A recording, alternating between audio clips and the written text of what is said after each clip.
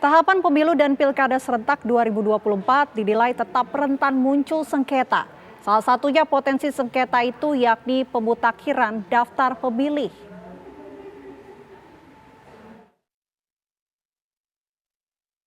Pesta Demokrasi 2024 mendatang diperkirakan akan lebih sibuk dibanding 2019 lalu. Sebab pemilu dan pilkada 2024 akan digelar serentak. Menatap hajatan besar ini, potensi munculnya sengketa jelas tidak dapat diabaikan.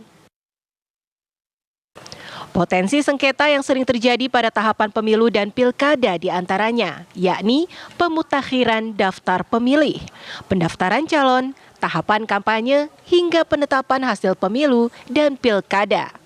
Pemutakhiran daftar pemilih ini salah satu tahapan yang cukup sering diangkat permasalahannya gitu ya, apalagi kalau kemudian nanti sudah ada hasil pemilunya, pihak yang misalnya merasa tidak puas dengan hasil pemilu, biasanya isu yang diangkat itu daftar pemilih.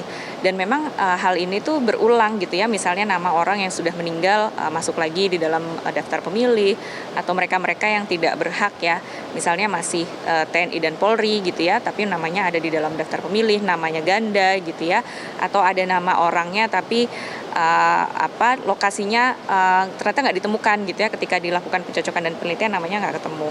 Setiap tahapan pemilu itu harus diawasi oleh Bawaslu, termasuk misalnya tahapan untuk pemutaran data pemilih dan juga untuk tahapan untuk pendaftaran calon peserta pemilu 2024, termasuk juga pendaftaran untuk calegnya, atau juga untuk pendaftaran untuk proses dana kampanye dan juga kampanyenya, logistiknya, dan juga untuk di hari pemungutan suara dan rekapitulasi.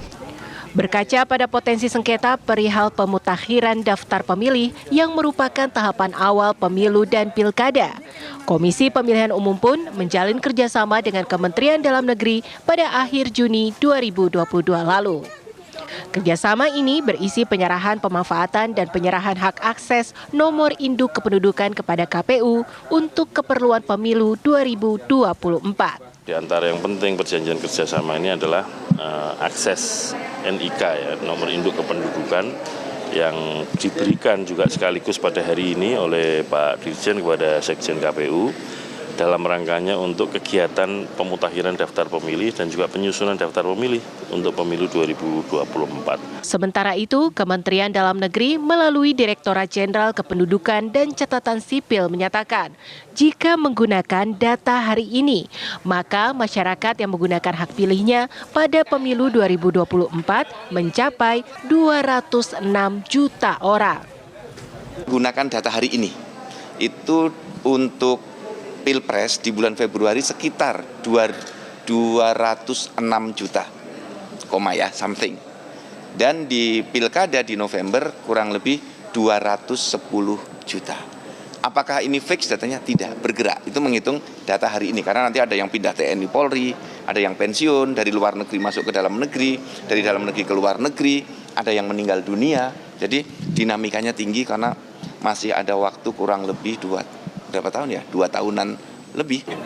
Nantinya data dari Dukcapil akan diolah menjadi daftar pemilih sementara DPS dan daftar pemilih tetap DPT.